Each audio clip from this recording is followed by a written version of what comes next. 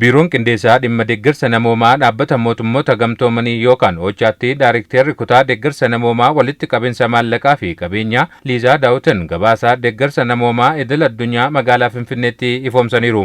OCHAan Itoophiyaa keessatti lammiilee sababa rakkoo uumamaa fi namtolcheen deeggarsa isaan barbaachisuuf deeggarsa taasisaa jiraachuu ibsanii mootummaan Itoophiyaas buqqaatota biyya keessaa fi godaantotaaf deeggarsa namoomaa barbaachisaa taasisaa jiraachuusaa ni hubannaa jedhaniiru.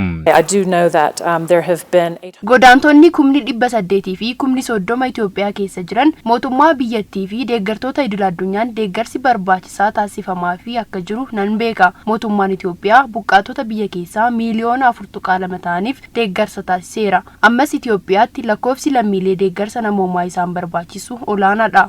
Mootummaan Itoophiyaa lammiilee miidhamaniif deeggarsa namoomaa qaqqabsiisuuf tarkaanfii fudhachaa jirus dinqisiifataniiru. Biyyattiitti lammiilee miidhamaniif deeggarsi taasifamu cimee akka itti fufu kan gaafatan Liizaan hawaasni idil addunyaas deeggarsa barbaachisaa akka taasisu waamicha dhiyeessaniiru.